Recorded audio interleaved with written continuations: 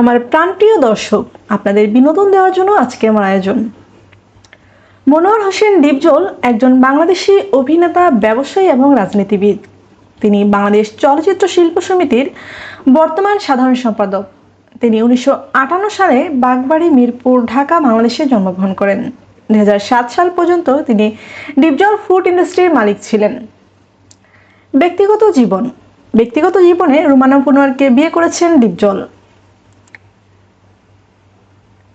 কর্মজীবন: ডিপজল একজন ঢালিউড চলচ্চিত্র অভিনেতা এবং ডিপজল ফুড ইন্ডাস্ট্রি লিমিটেডের মালিক। তিনি তার সংলাপ এবং অ্যাকশনের শৈলীর জন্য সর্বাধিক পরিচিত। তিনি বাংলাদেশ জাতীয়তাবাদী দলের একজন সমর্থক এবং 1994 সালে ঢাকার ওয়ার্ডের 9 নম্বর ওয়ার্ড কমিশনার নির্বাচিত হন।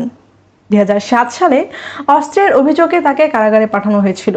পরে তাকে অবৈধ সম্পদ আরোহণ ও গোপন করা সহ অসংখ্য অভিযোগে দোষী সাব্যস্ত করা হয় এবং তাকে 41 বছরের কারাদণ্ড দেওয়া হয়। এম জাকারিয়া খানের নেতৃত্বে কারা অধিদপ্তরের একটি দলের তদন্ত অনুসারে জেলের deputy inspector general Shamsul Haider সিদ্দিককে 2009 সালের ফেব্রুয়ারি মাসে জেলের 15টি কোড লঙ্ঘনের দায়ে দোষী সাব্যস্ত করা হয়। মনোয়ার হোসেন ডিপজলকে কারাগারে দণ্ডিত করা এবং তাকে বিশেষ সুবিধা দেওয়া, যেমন 52 দিনে ডিপজলের জন্য 200 দর্শককে অনুমতি দেওয়া। 2009 সালের 1 জুন বাংলাদেশ হাইকোর্ট থেকে জামিন পাওয়ার পর তিনি মুক্তি পান। 2017 সালের সেপ্টেম্বরে তিনি অসুস্থ হয়ে পড়েন এবং হাসপাতালে নেওয়ার পর ধরা পড়ে যে তার হার্ট অ্যাটাক হয়েছে এবং ফুসফুসে পানি জমেছে।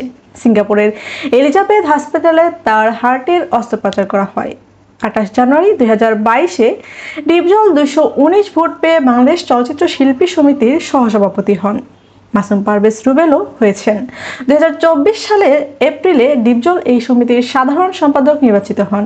এখন তিনি এই পদে আছেন।